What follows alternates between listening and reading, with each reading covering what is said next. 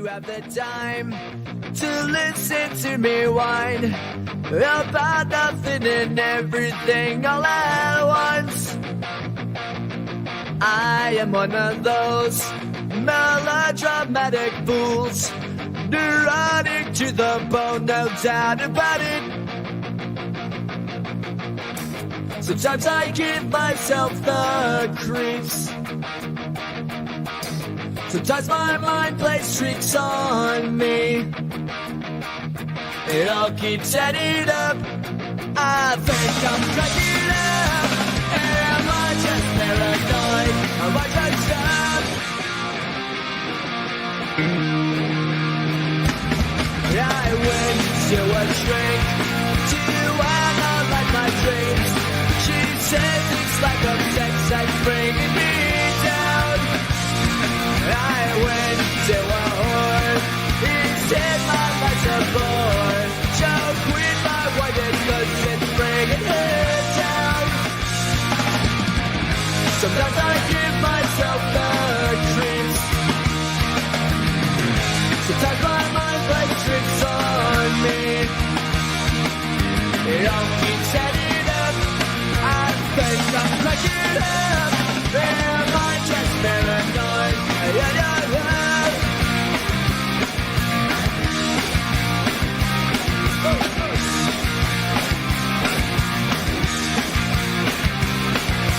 Grasping to control, so I better hold on.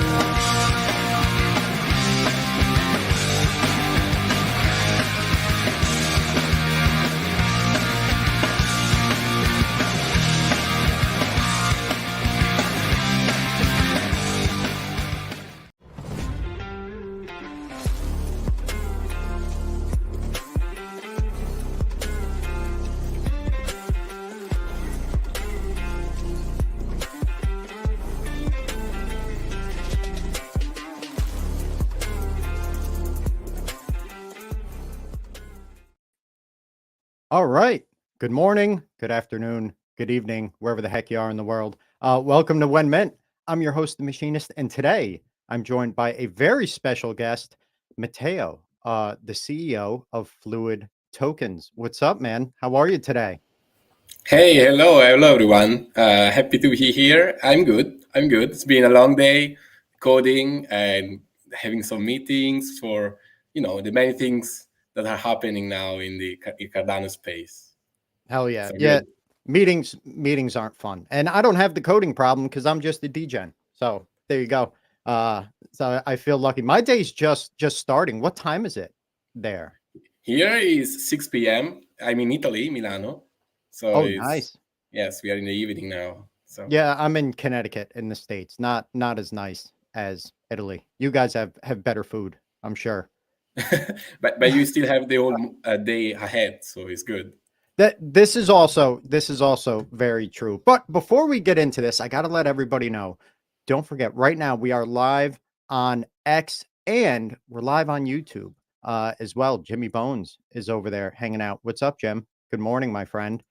So make sure, head on over there if you have any questions for Matteo about FluidTokens or anything else, right? We are going to be talking about USDC on Cardano and what it would mean for a stablecoin to come to Cardano. But then I kind of screwed up because I was like, well, we really should hit on this entire platform because FluidTokens is doing so much. So this is kind of just be an overview of FluidTokens and everything that they're building. And then towards the end, we'll get to that USDC discussion.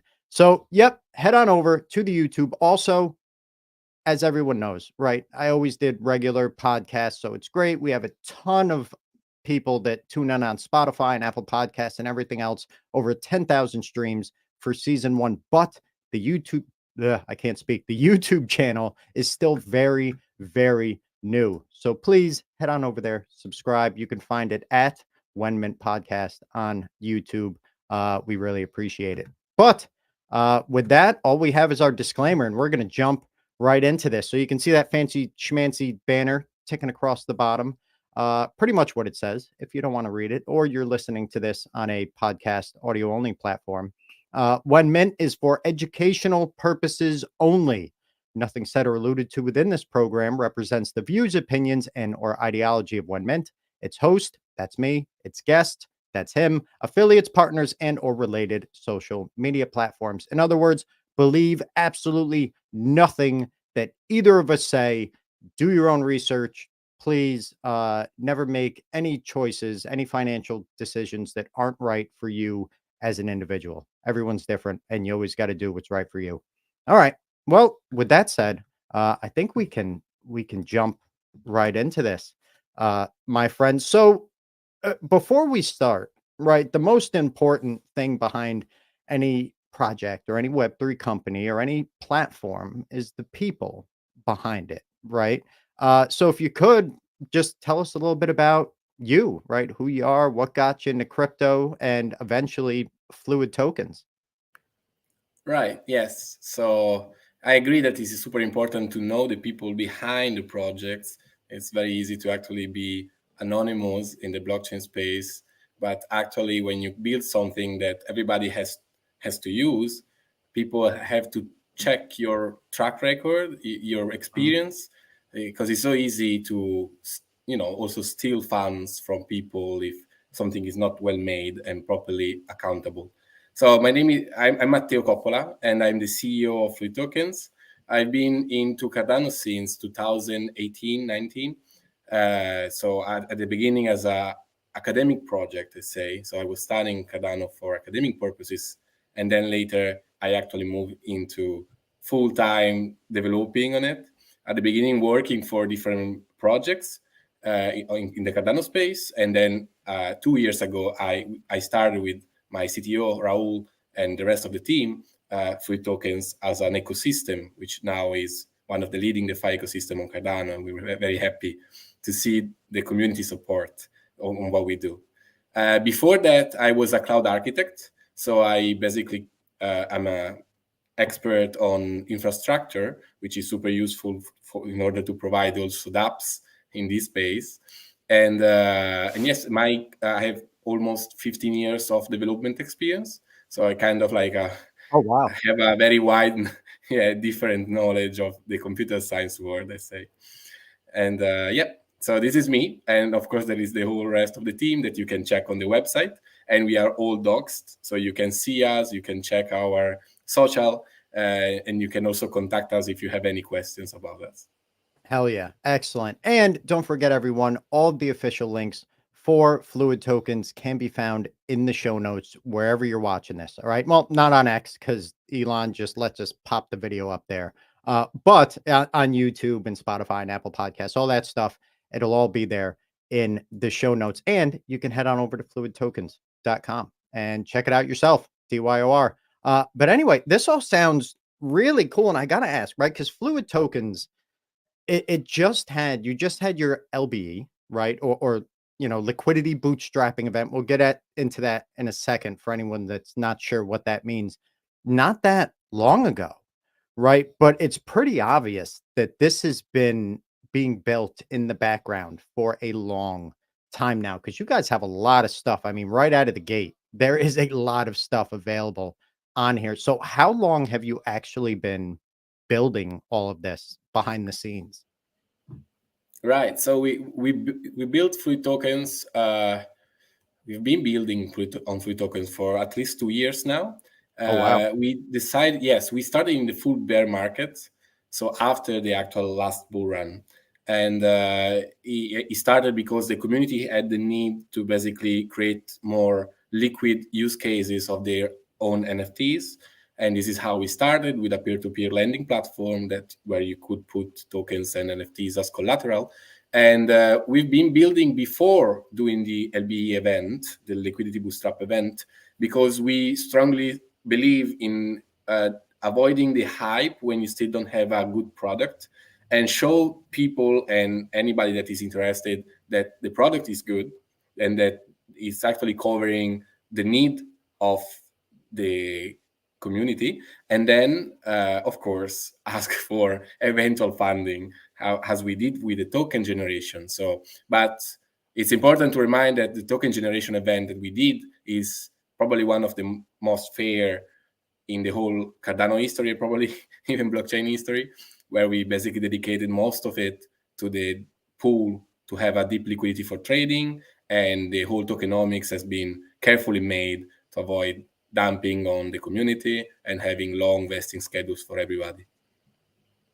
Absolutely. Sorry, I have to keep muting myself because I have an American bulldog sleeping under my desk, snoring whenever you start to talk. I don't know what her problem is. She must be like an ETH maxi or something. Uh, no, but that LBE, right? The liquidity bootstrapping event was extremely fair and it was super easy to be a part of. I was a part of it. A buddy of mine and sometimes co-host on the show here, CMDR. He's one of the founders actually at Angel Finance. He told me about it. I was at work, sent me a text. He's like, you gotta get in on this, right? There wasn't that much raised yet. And I saw the goals, right? It was like, we want a minimum of 4 million ADA, a max of 8 million, and we're capping it. And I remember thinking it was open for what, 4 days, right? Or was gonna be open Yes, for 4 days, right? it was the idea was for 4 days, but Right. it finished. We reached the max 8 million ADA in less than 24 I know hours. it was crazy. I was like, this is going to take a couple days. Like, I hope they hit the 8 million, but I don't know if they will. And then the next day I go and check and it's over and you guys maxed out. So it does show that people were, they are interested in what you had to offer even before it was even really completely out there. But now we have this awesome app here that we're going to walk through and tell everybody about. First, this is where you'll land, right? If you go to fluidtokens.com. Now, you can look at the roadmap here. You can look at tokenomics. You can look at anything you need. And you can always go to the Discord or message these guys, whatever you want to do. They're very open to answering questions. When I reached out to you, you were very quick to respond. And it's good, right? Not many founders are like that. I think we're getting better. But sometimes people put themselves on a pedestal and that shit's True. unacceptable. Yeah, the whole team is there on the Discord. So every time you guys ask anything, open a ticket for question or support, we are always there writing. So we directly help the community when there are problems or stuff like this, and even answer the questions every time. So we're happy to do it because we get feedback very early for the development after. So it's a quick cycle for us in this way. Hell yeah, absolutely. So first here we have liquidity, right? So this is your borrowing and lending platform. This is something like what Levy has, right? And this is important to point out, right? This is a big space, right? Cardano is growing. Yes, it's smaller than most, but there's a lot of people here. There's no reason that there can't be two platforms doing the same thing. They don't have to be butting heads. They don't have to be enemies. You don't have to pick one or the other, right? Competition's a good thing. It forces each other. Someone has to do better and better and better, to try to outpace the other people in the system. It's good for business and it's good for the space. So I just wanted to say that real quick, right? This isn't like, hey, come use this. Levy's amazing too. They both are in their own way. It's never okay. It's a zero-sum game only if your business model or project is not a long-term idea. So because here the better every project does on Cardano, the better it is for Cardano in general. And as we are all also have ADA, right, for example, and also have our project into the Cardano space, the more the better, because the more people will use it, the more people will know about Cardano and the project inside. And this is super important. And competition in general is good because you can learn a lot from your competitors, and you can also try to understand what's the direction we need to take. For example, if some standards are needed, it's super important to have competitors because you can agree on some standards with them and create an easier experience for the users. So all these kind of things is super important to have actual competitor. And a market that doesn't have competitor is a bad market. Yeah, that is true. Right. And then it's just a total monopoly and whatever. But actually, even worse than that, if that's all there is, there's not even, anyway, we're getting off track. I told you this was going to happen. So here we're looking at your lending platform. These are loans that have, come to completion, either defaulted or whatever else. But how does this work? Right. So it's pretty much just like on other lending sites, are there certain projects, or can you lend and borrow anything, You including can tokens, lend right? and borrow to anybody and every kind of collection. We maintain a list of verified collection that the community requests to be verified, but you can toggle off, turn off this filter and see all the collection in general. When you want to lend, for example, this is the borrow part. So you choose from your wallet, for example. But if you go into the lending, so you are a lender in this case, you have a filter on the left, verified loans only, that Gotcha. basically guides you in the safe collections. In this way, you cannot get scammed with fake collections that resemble the original ones. But at the same time, for any collection that is still not verified, because we need time to verify the collection, because we also like to check the volume, the authenticity, etc., you can toggle it off, and people can still post loans requests or loans offers. And this is it's a peer-to-pool or peer-to-peer lending platform. So if you're a lender, you can create a pool for a specific collection with the terms of the loans that you want. So many borrowers can borrow from your pool with those terms. If you are a borrower, you can create a request with the parameters you want, and lenders will choose if they are good enough to be lent. So there Very cool. is a double way, right? So everybody's happy enough, and yes. Absolutely. So this is the core mechanics of the lending. And that must have been a tough decision to make, right? Because it's great that you have that, hey, these projects are verified, right? We're checking on the back end, the policy IDs, everything else. Like, this is what that person says it is. It's not a screenshot, right? But it must have been kind of a scary decision to say, you know what? We're going to let people trade anything on this. We're going to do that little verified check mark, right? And let people know, and they can filter it out. But that's a lot of trust on people to, do their Yes. own research and not just go nuts. Like, when you're renting or borrowing anything here or anywhere, right? Never ever trust anyone in this space. People, a platform like this, like, if it says it's verified, you can trust that, right? But if it's just a random person. No. Also, Yeah. if it's verified, you should not trust anybody. This is the concept of Web3 Oh, at the base, because we can make mistakes or bugs can happen on the platform, right? It doesn't happen, but it can happen potentially. fair. So you should always double check the policy ID, for example, just to be sure, right? If you never did a lending there, just double check all the data first before accepting it, right?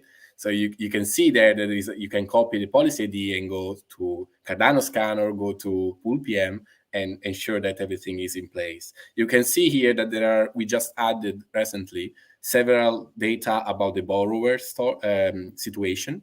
So you can see, for example, that the borrower had an activity in the past month, and you can see how he behaved.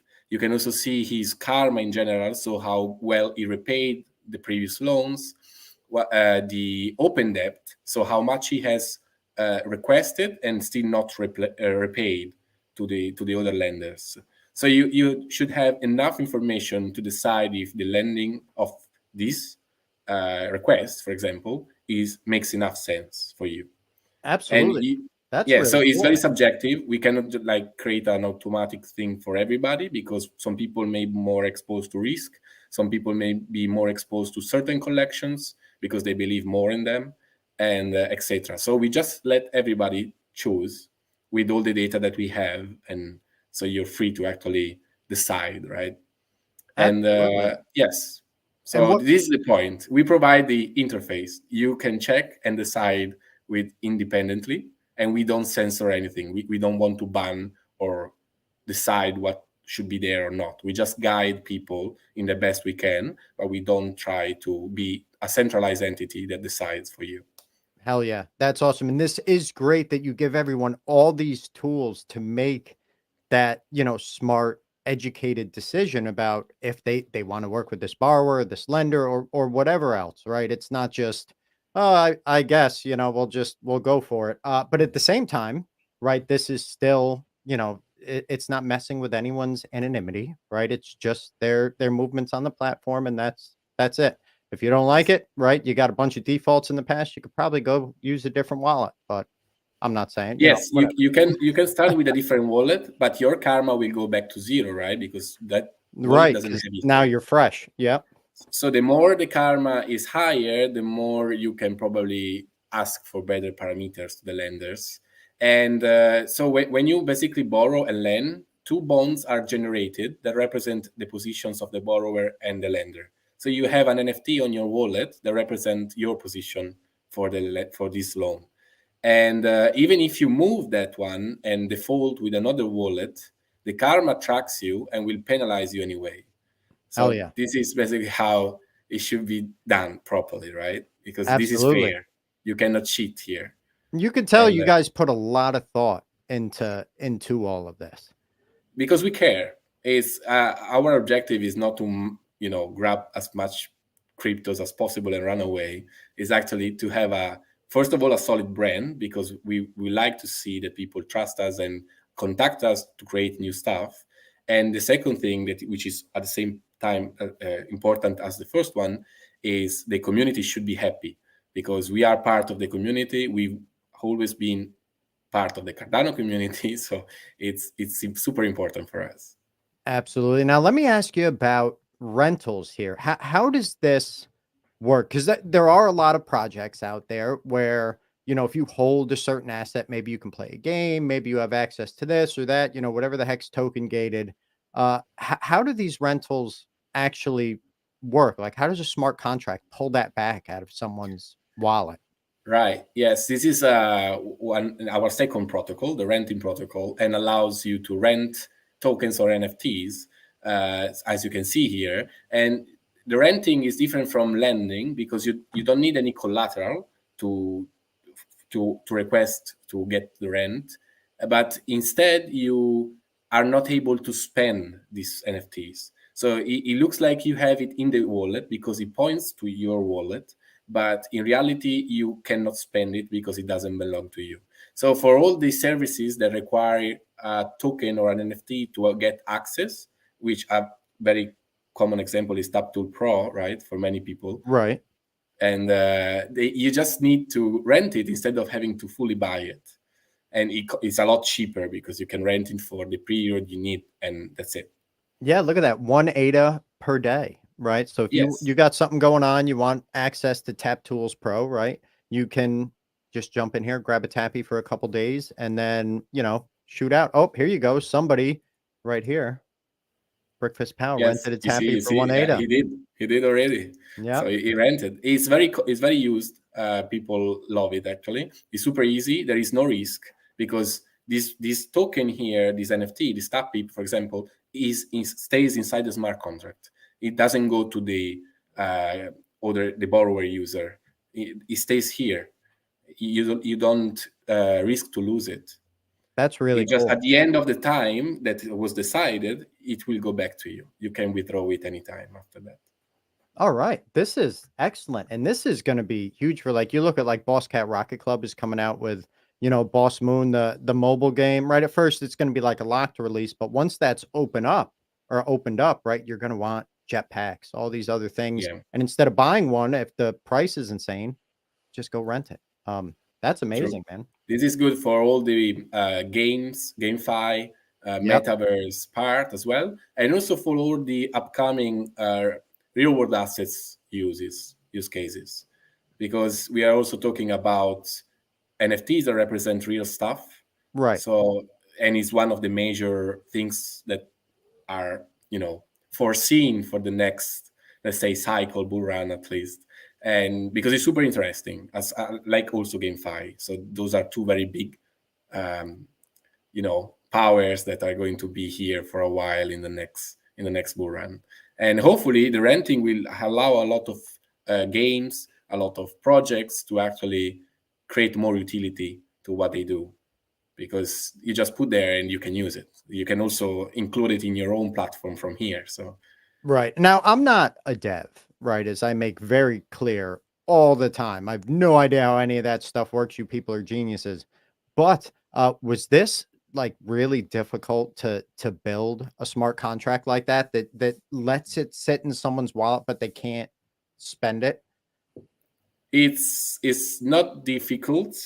You need a little bit of knowledge, of course, at least, because for me it's almost obvious now, but it's been years that I've been working on smart contract on Cardano since the very first versions that were very difficult to make, and now it's much easier, but still requires knowledge, mainly because you need to protect these assets. So it's not the actual mechanic that is difficult to make, but the knowledge to know that this code is safe.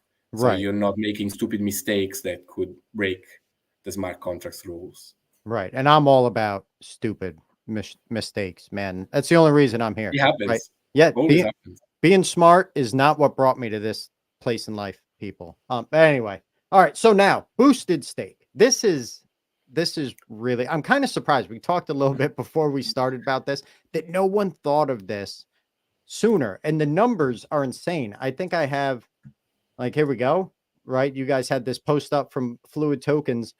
Over 1 million ADA borrowed in the past 24 hours alone. Over 7 million currently borrowed. Over 37,000 APR distributed so far, and over 620,000 ADA projected APR.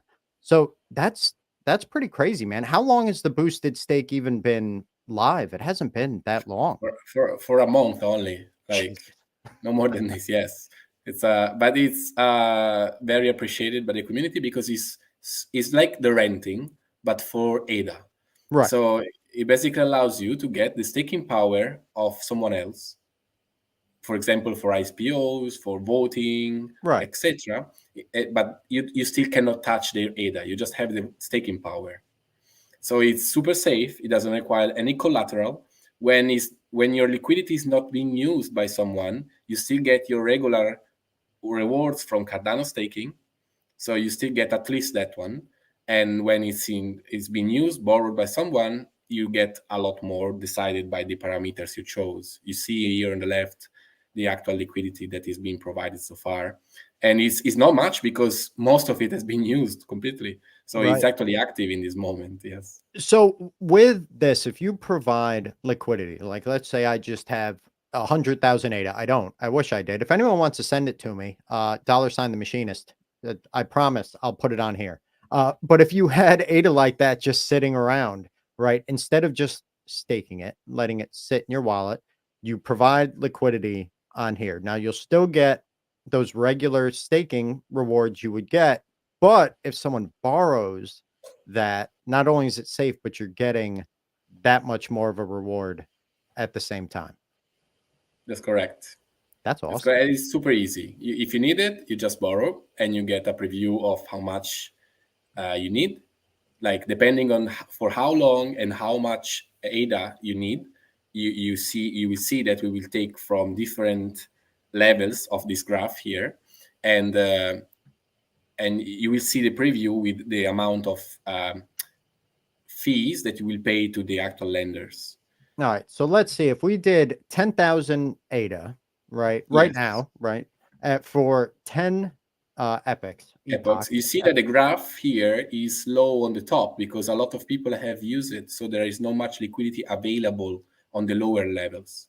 So you will have to pay more to borrow. Gotcha. Okay. And this is for anyone that can't see because it's small right here on the side. It says APR. So here Yes. you have the amount of ADA liquidity in ADA across the bottom of this graph.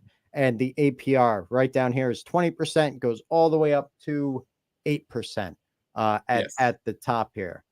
So because I wanted to borrow 10,000 ADA, but the first place where there is that amount of ADA, right, is down here on the graph. I'm paying 14.93% on that. The loan APR, the fee is 204 ADA, or the loan fee, and then there's a service fee of 14. Now, if you want to borrow ADA, like let's say I wanted to borrow this, Yes. is that's paid up front? I'm guessing. Yes, of course. It's Right. a pay now. So you pay now, and the lenders get immediately the fee, and you start using your staking, your new staking power immediately. So it's already automatically delegated to your wallet. So wherever you delegate your wallet to, it will work. So if your wallet delegates to an IPO, and then you borrow some ADA here, it will automatically point to the ISPO. So Wow. you will get, yes, the boost in tokens or whatever the ISPO is doing. So this kind This of is cool. pretty cool. Yeah, and I remember like when I was first getting into this space and learning about ISPOs and stuff, I was like, I can't. There's no way I could be a part of this, right? It's for all the whales, and I'm not even, a shrimp. I'm like half of a shrimp. The tail end at that. Now So here with you can. right If you with strongly something believe like in a this, project that is coming, you should do it. hell yeah, this is really cool, man. So yeah, if you have ADA just sitting in your wallet that you're just staking and letting it stack up that ADA rewards, you might want to move it over here, right? Not financial advice, Yes. but I would check it out. Don't forget, people, fluidtokens.com. And we cannot say much, Oh, but we are already working on the second version of this. wait, So there's another how could you even have another version? I thought this is as I good as still it gets. cannot give details, not yet official, but I can give you the alpha that we are actually working on a second version here. Ooh, all And right. yes, it has more stuff you can do, but it's super cool still. And it's same mechanics at the base and in the core, but you can do more stuff. And it's still safe like this. It doesn't change anything from that point of view. All right. Well, this is all Still, pretty cool. collecting feedbacks from the community. This is how we do it, and then we Right. plan for the next version. And it's great that you guys do that because a lot of people, if they don't talk to their communities, how the hell are you Mm, going to know what the community wants? What yeah. they're happy with, what they're not happy with, what they wish they had, right? You can't know unless you're in there with the community, interacting with them every day. So kudos to you guys, man. This stuff is I'm just amazed that so much of this since that LBE, right? Like we said, that was only what a month ago, a little over a Yes. month ago. Yeah, that January all of 18. this is out there. All right. So moving on from this, we also have to talk about the Aquarium protocol before we get to USDC. But just real quick, Fluid Token, right? That was what your liquidity bootstrapping event was about. This is what people got first. The first thing they got was these Fluid tokens. What is the utility of these tokens? Like if you have these tokens and you're using these services, how does that help you? Right. So you can see even from the booster stake page that you were on a few seconds ago, right? You can see that there are some fees for the service because we have somehow to maintain the DApp, right? Right. To also have the developers, which is us, to create new stuff, to keep creating new versions, fixing the bugs, etc. So the fees, of course, are part of a healthy ecosystem for DeFi. And the tokens, one of the main utilities in this case, is of course to reduce the amount of fees if you hold FLDT, because this gives a reason to basically not sell the token, which reduce the supply and is healthy for the token in price and in general his movement in the graph. And this is one of the examples. This basically allows you, if you're a heavy users of our platform, to get better prices using the token. So this is a very Right. utility one. Then you have, of course, the governance. There is a DAO that is legally established in Switzerland that represents the DAO of FLDT holders. And this DAO allows you to have decisions in the parameters, in what has to be done, etc. And also there will be a treasury of the DAO, so ADA and FLDT inside this treasury. And how will you use it as a DAO? It will depend on the decision of the members. So basically, you can use this treasury to leverage it into our DeFi protocols. You basically are a lender or a borrower using the treasury.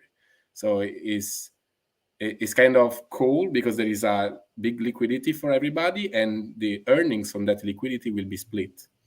This is how it works Excellent. for the That's awesome. governance. And And then the staking, of course, which is yeah, coming by the end of this month. So you can basically stake FLDT, remove them from circulation, and you will be able to farm and harvest more as an incentive, right? And even if you stake it, you still are able to get the discount for the fees. So it's something you should really do because it right. doesn't it doesn't It doesn't remove the hurt you. benefits of Yeah, it's only using going to it. give you more of those benefits on top of what you're already getting. Correct. This is great, man. So yeah, everybody check it out. Right, ticker is FLDT. I think everyone knows what Fluid Token is at this point. It's, you know, if you don't, then come out from under that rock. You've been living under, people. It's a beautiful world out here now. This is something I'm super excited about, right? And this is another one of those like boosted staking. Like, it's a great idea. It's like one of those things like the pet rock. Like, it was such a great idea, and it was simple. I know it was probably, you know, you guys had a lot of building to do, but it's a simple concept, right? And it's like, how did no one come up with this sooner? But you guys did. You're the first, and that's, at least as far as I know, you're the first. And that's fantastic. So we have the Aquarium protocol, and what this is, right, is a way to have feeless transactions. Obviously, there needs to be a sponsor, right? Things like that. I read through all this, but if you could, in a nutshell, how does all this work? Right. So the idea of Aquarium is to have the ability to choose if you should pay fees for the transactions at all, or even paying them with custom tokens, so native tokens of Cardano. Right. And it's the concept is basically the Babel fees that are well known in the Cardano space, because IOG is working on them. It was working on them, and it's probably still working on them. And the idea is to allow to avoid using ADA directly to pay for these fees. And the reason are several. First of all, if you don't pay at all, it's better for, of course, your money. So DApp, Right. for example, want to attract people to use their DApp, and they sponsor for the users the transactions, so they don't have to pay the ADA. Another important thing is that if you, for example, are using Cardano to buy stuff on a DApp, and maybe you're using some stable coins, you don't have ADA, or maybe you don't want that your user must also have ADA in their wallets. So instead, you pay directly with the stable coins itself.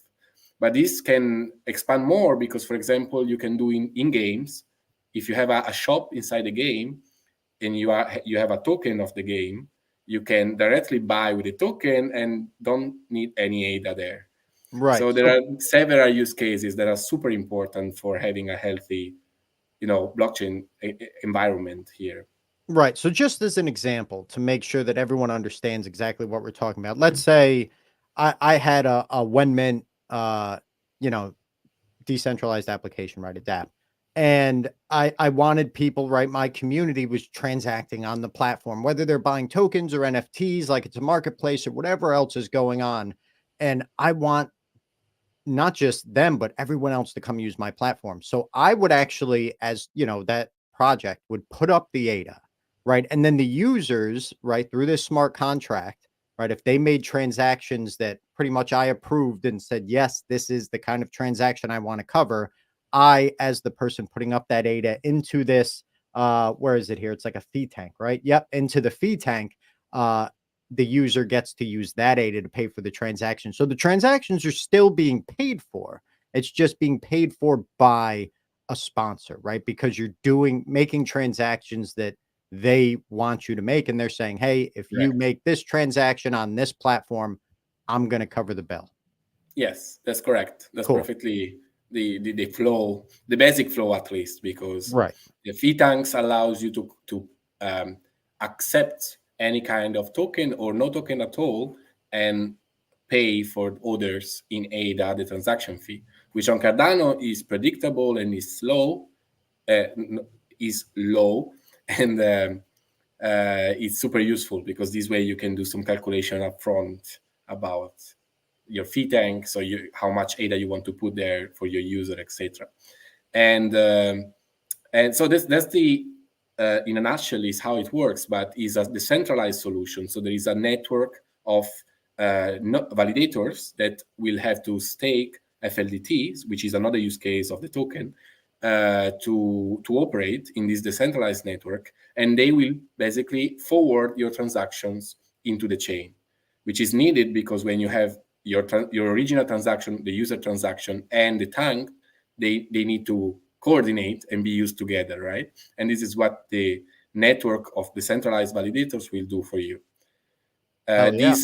This decentralization allows one of the next levels that here are also already described, which is the ability to have automatic smart contracts. So you can basically program your transaction to trigger with certain conditions, and the decentralized validators, the network will want to execute them in time because they will get the actual reward for them, right? It's a small fee that they will get.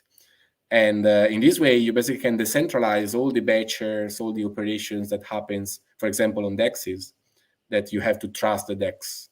In this Right. way, now you can delegate to a decentralized network, and it's more decentralized than before.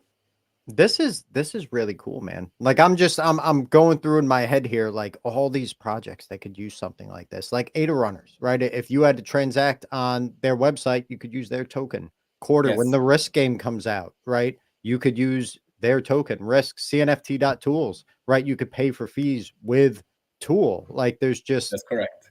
this is great. When is this supposed to go live and kind of really be ready It's to rep? right. We have a catalyst proposal to basically accelerate the development for it. We will do Right. anyway, but if we get some funds for this, we can prioritize, have more energies on that, more people on the development, etc. And but the plan is to do it this year. So it will be basically released in small chunks. So it's not everything at the in one go, but instead we do gradual releases, adding features every time. So to test also that all the pieces fit correctly. And this is an ongoing thing that we are already working on, and the first step should be in March probably. Excellent. Now, we've kind of hit on everything. I mean, I know there's more, but kind of the main points so far of what you have on Fluid Tokens here. And you did say like the boosted stake, there's going to be a V2 coming out. Is there anything else of what we talked about that's getting kind of updated or revamped? I mean, it's only been out for a month, so I don't know how you guys are even like, you know what, we're going to make that better already. Yes, no, yes, the roadmap is big for this year. For the 2024 roadmap is quite interesting, and there are already some different versions that have been work in progress for the lending and for the renting as well. And the three main points for us this year are the real world asset support. So what we are doing is basically creating the DeFi protocols that you will be able to use, leveraging your actual NFTs or tokens that represent real world assets somewhere. So this is an important step for us because we strongly believe that having actual assets in the real life is a good way to connect the blockchain with the traditional world. So Right. it's a big bridge that we need because blockchain cannot live outside the real world, the daily life. And so this is one. And the second one is cross chain. So we basically already started developing on different chains to create the bridges for this DeFi. In this way, users that can leverage and bring liquidity from outside into Cardano as well. So this is super important. We are creating the same protocols or similar protocols on different bridges or different blockchains. And from the DApp itself, you will be able to easily switch from one to the other in a very easy to use way. And the last point is privacy focused protocols. So what we're doing is basically finishing the planning for creating protocols on Midnight, which is one of the sidechain, Yeah. one of the most known now of Cardano. And because we want to create DeFi protocols for the community that leverage the privacy level, so you don't have too many information to share if you don't need to. Excellent. This sounds great. And I see some AI based instant loans in there, like Yes. Skynet, the Terminator coming in and loan you ADA. Actually, no, it's a way we basically want to leverage AI to improve the efficiency of the protocols. So every time you have some inefficiencies, the machine learning in this case will understand what should be done, which borrowers should be, which loans or which renting should move better, and they Right. will do it for you. So it's and also automatism for the user. So less actions to do manually and more things that are automatic for you. Hell yeah. I love it, man. This is great. So big things coming for Fluid Token. Big things already out there for Fluid Tokens, but big things coming too. Don't forget everyone, you can check them out at, if I can find my banners here, there's too many damn buttons. There we go, at fluidtokens.com, and all of their official links will be in the show notes. Now, I guess we should finally start talking about what I titled this interview. Sorry, I just figured there's just so much going on, and I don't think a lot of people realized the breadth of what you guys already had out there. So I really just wanted to, kind of cover everything. But we're talking USDC on Cardano, right? I saw a post you guys put up the other day about that. So what's going on? And something about y'all are working with Circle, like, what are we trying to accomplish here? What are we doing? Right. So, okay, yes. The main problem, one of the main problems that Cardano had so far is the lack of a strong stable coins. And we all know that. It's not because we need any attachment to centralized entity, is because it basically allows businesses to operate in a smoother way from the traditional world. Because if you have to do financial plans with ADA, it's difficult because it fluctuates so much. Right. Compared to a dollar that business normally use, or euros, or whatever traditional coin, right? And this is important because they are needed for as a transition phase, at least for the blockchain environments, because you cannot expect enterprises, businesses, and even institutions that invest in stuff to jump into something that is completely different from what they do normally. So you need a sort of bridge for them to bring them here and then convince them to stay here for the benefits and with our own rules and not theirs. And USDC and also USDT are probably the most known stable coins in the blockchain space. And we have them on Cardano at the moment bridged. So through, for example, one chain bridge, you can bring them here, but the liquidity is super low, and businesses and institutions don't actually use it because it's bridged. So they have some, even if the bridge is safe, because one chain does a very great job, for their own internal rules, they don't want to touch bridge stuff.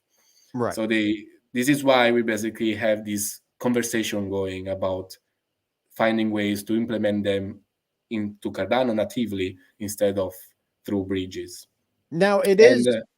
yes, please. Just so everyone knows, right? Because a lot of people in this space, because this is an NFT show, right? WenMint, Cardano culture, and NFTs may not understand all the, the details behind why something like this is important. And everything you said is true, right? If a business is going to come here, right? And they're going to have some multi-million-dollar business, like a real world business, or business people, whatever. They're going to want something that is stable. That if one ADA is worth, 40 cents yesterday, 50 cents tomorrow, and then $5 in a year. Okay. They want something that they know is going to hold the same value. It's a benchmark, right? That's how you do earning, what's the word I'm looking for? Shit. Projections, everything else, right? Financial plans, yeah. Yeah. But there is an issue with this, right? And Charles has brought it up. A lot of other people have brought it up too. So I think everyone can agree why stablecoins are important to the ecosystem, but it's how they're implemented. Right. So there's two different kinds of stable coins. And if you could, because again, I'm just a degen like everyone else, maybe explain the difference between the two to us. So there's asset backed, right? And then algorithmic stable coins. What's the difference between those two?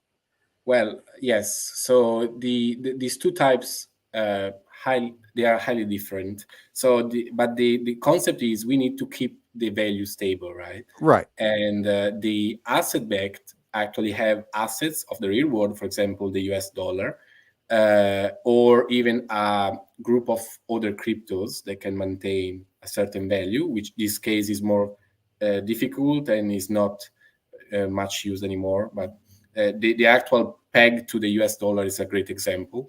And so you basically have one token in the on the blockchain for one US dollar in the real life that is kept Right, safe that is somewhere in hidden a bank. somewhere like in a Fort Yes, Knox or something. Yeah, so nobody gotcha. can steal it. And the other one is algorithmic. Algorithmic, it really depends on the algorithm used for that, but they basically try to keep the constant value through some a protocol of incentives, basically. So it allows all the actors that actually use this dollar or want to earn from this protocol to interact, and by their total interactions, the value stays the same. And we had a very bad example of, for example, Luna a few Yep. years ago, right? This was a very bad stablecoin. It was the algorithm was wrong, was weak, and we have others here on Cardano that are working, but they are still not capital efficient. So we expect new versions of them, JED, for example, right? And it's a very interesting way. And the topic that we are talking about is, should we use stable coins that have asset underneath, so we know it's actually there, the value, or should we use algorithm to actually keep the value there and trust the algorithm? And I personally think that we should have both. They should both exist, and several of each of them. So for example, if you have USDC, which is the most famous one, has the downside that Circle, the creator of USDC, can freeze assets of USDC in every blockchain Right. existing, right? And if we implement into Cardano USDC, they want the same requirement. They want to be able to freeze if they want to the USDC. And this is not very good because it's against the idea of total decentralization. And if we have, for example, USDM, which is another upcoming stablecoin on Cardano, we have two different versions, two different stablecoins that are backed by assets, and everybody can freely choose which one to use. So there are pros and cons for every kind of stablecoins, right?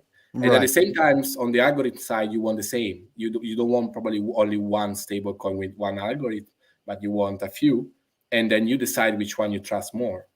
Right, and I think it's obviously in just this sense of it holding value. Like, hey, this one, USDC on Cardano is worth $1, right? And I'm gonna keep this over here so I can prove it to you.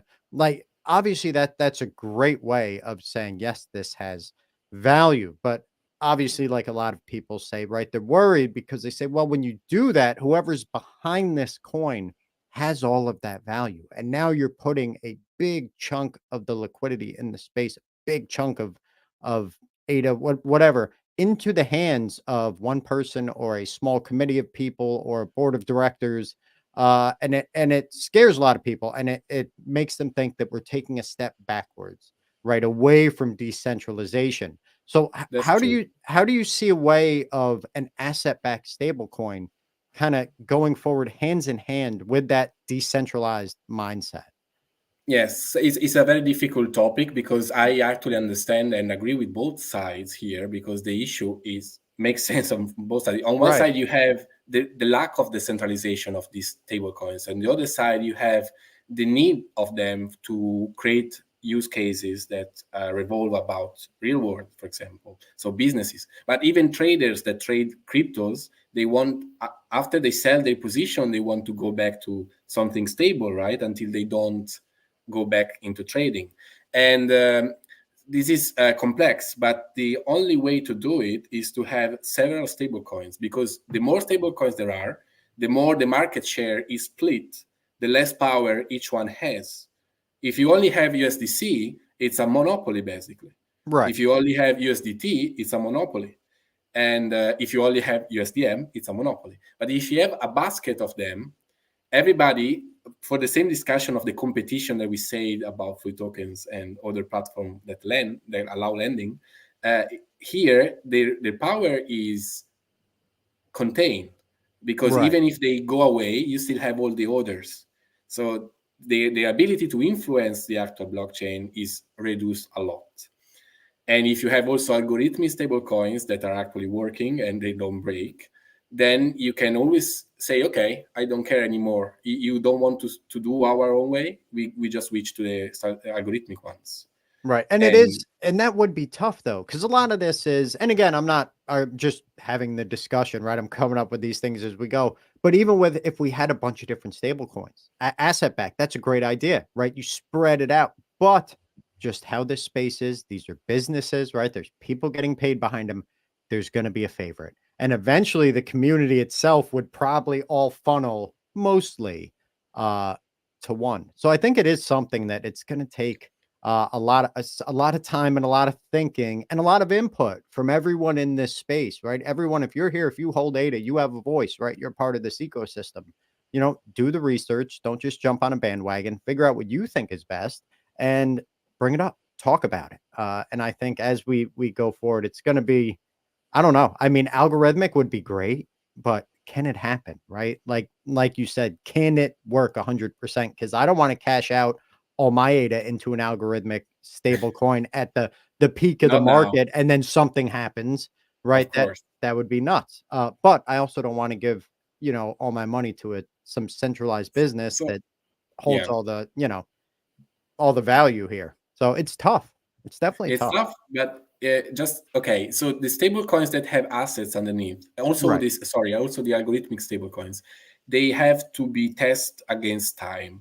So you cannot immediately use them because you cannot trust their work. Fair. Yeah. The process behind. You need to wait some years, and then after they show that they are strong, you can start using with enough confidence, right? And this is what the businesses basically do. Now they're using mainly USDT and USDC for the simple reason that they've been here for some years now. So the liquidity is easy to access, and they've been here for a while, and they have trust in that. So if we create different stable coins that pass the test of time, then it will be another story. We could even abstract these stable coins and have a basket, and you don't know what you have. So there are several ways That's to a good actually idea. do it. Yeah. Yes, Just we already do randomize with the it. stake pools. We already do with the stake pools on Cardano, right? We keep decentralization, having several stake pools, don't create big centralized entities that have a big stake, right? And the same we do here. We can do it. Is always in the hands of the people in this case, because it's a choice. And if you have several very good alternatives, you can always choose one or the other. And if the flow for the user, the experience is easy, then they won't have problem using them.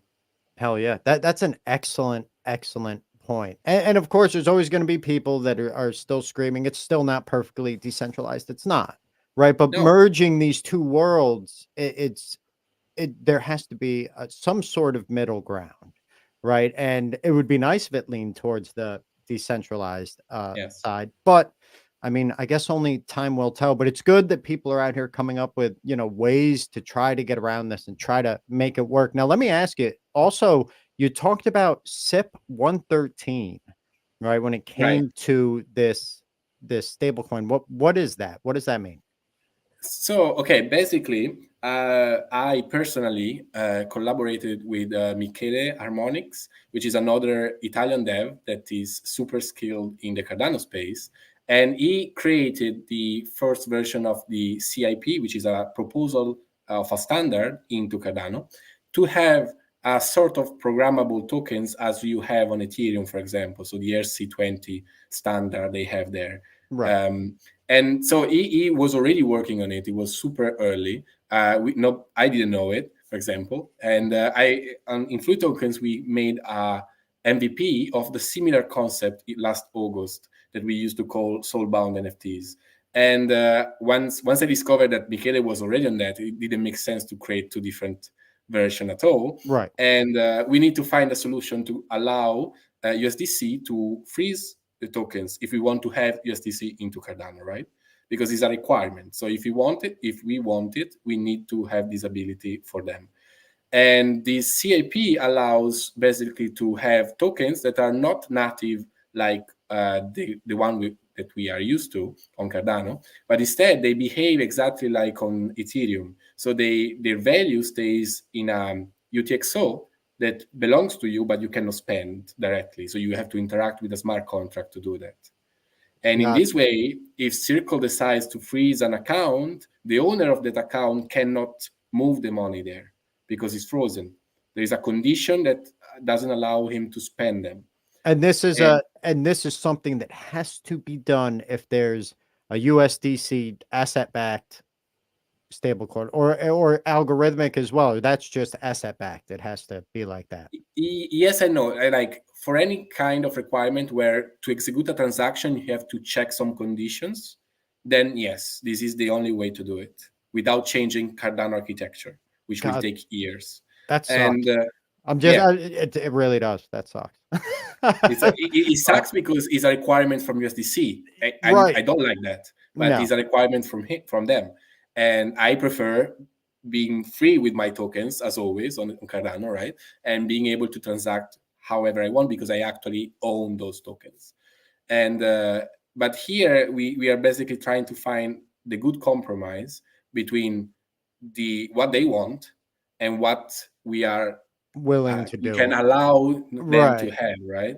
And in this way, we get USDC, and USDC is important because it's used in every blockchain. Cardano cannot stay isolated from other chains, otherwise it will die. The future is in interoperability. If we don't do it, it's just a echo chamber, and then it will die because there is no use. I mean, it would be a nice world where USDC dies. And I mean, let's be honest, right? It's a government, it's a centralized asset, Yes, right? And the US government, like, listen, I was in the military, people, okay. I was active duty Air Force.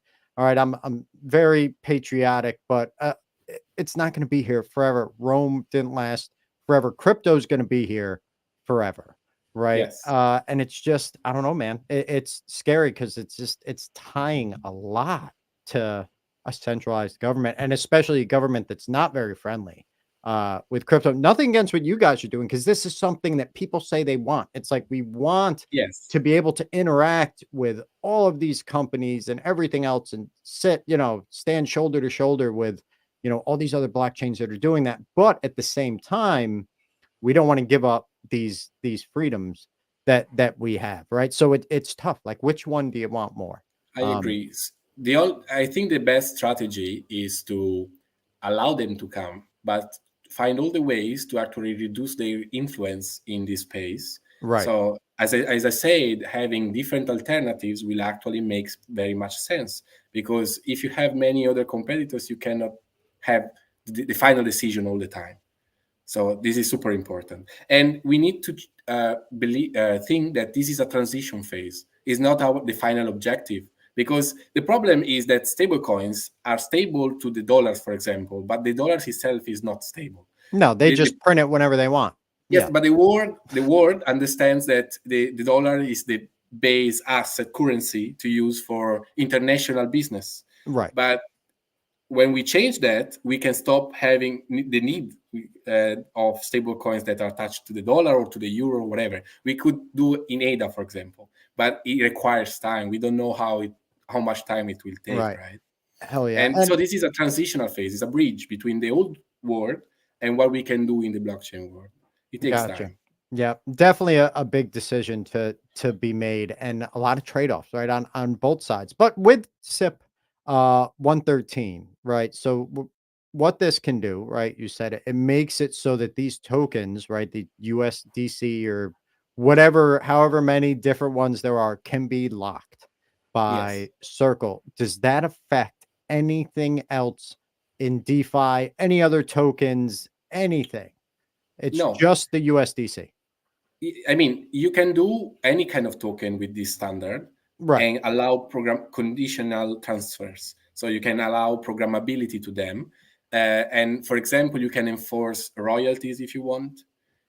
You can require the KYC for some kind of tokens if the law requires it.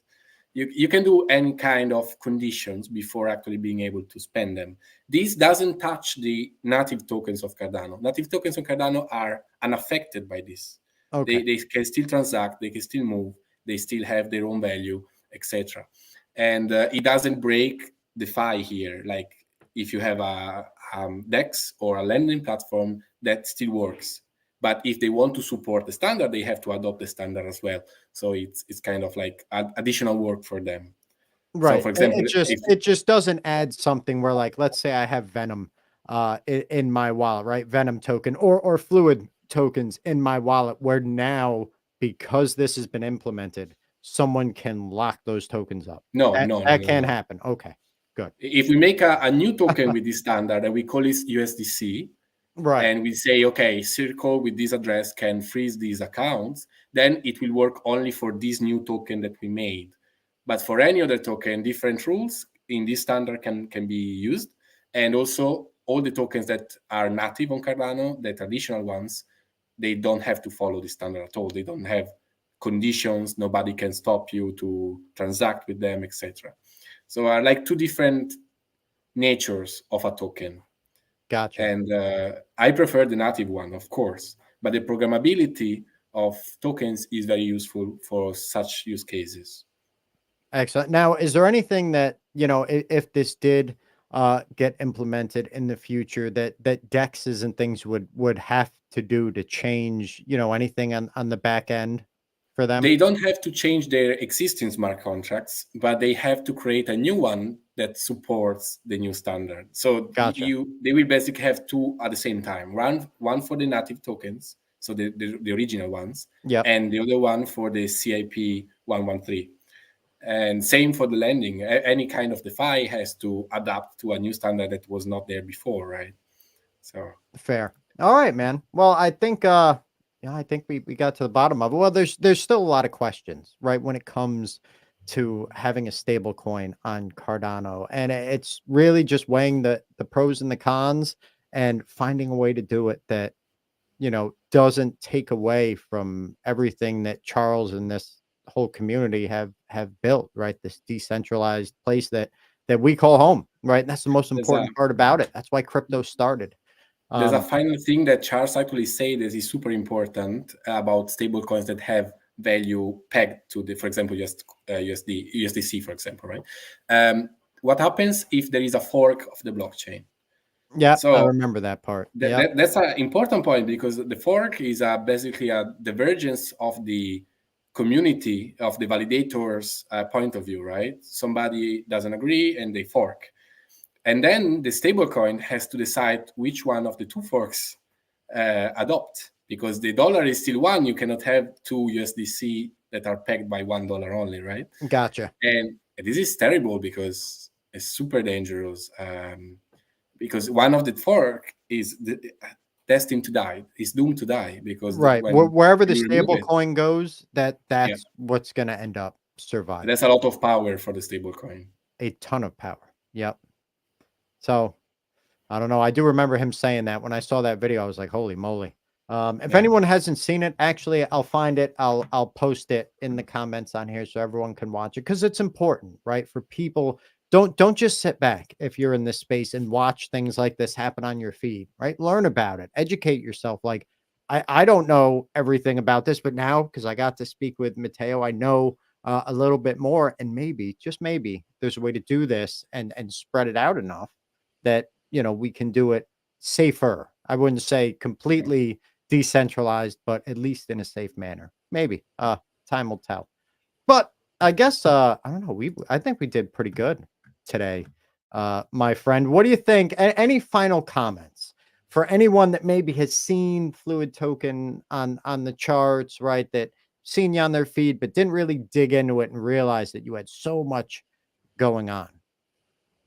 Right. Yes. Just that we are doing so many things, and they are all driven by the community needs. And so please take time to actually check all the protocols. You may find something that you need or want to use. And if you have feedbacks, please reach to us on Twitter or Discord. We need the feedbacks from the community, because we can improve a lot and actually satisfy the community needs instead of just creating stuff we want. So it's super important for us, because we want to keep this contact with the whole community in total Web3 style, not having to satisfy VC's needs that push certain politics agendas, Right. and instead we want to follow what the community needs more. Hell yeah, absolutely. Well, thank you again, my friend. It's been an honor getting to sit Thank and you very much. chat It's been a with you. pleasure. Yeah, and anytime you want to come back, just let me know. You're always welcome to jump on and chat. Once you're on WenMint, you're kind of just part of the family. So let me know, my friend. But everyone, thank you for tuning in. Don't forget, head on over to wenmintpodcast.io. We got all kinds of cool stuff here. At links to every platform. We're on like more than 25 of them. We got our merch over here, everything. And don't forget, yes, 10,000, over 10,000 streams on Spotify, but the YouTube is very, very new. And look at Matteo's beautiful face right there. So please go subscribe. It really helps us out a lot. And with that, I guess we're all set. So I'm going to get out of here. Thanks again, Matteo. It was great chatting with you. It's been a pleasure. Thank you. See you next time. See you soon. Hell yeah. See you soon. All right. Bye-bye. Stay classy, Cardano.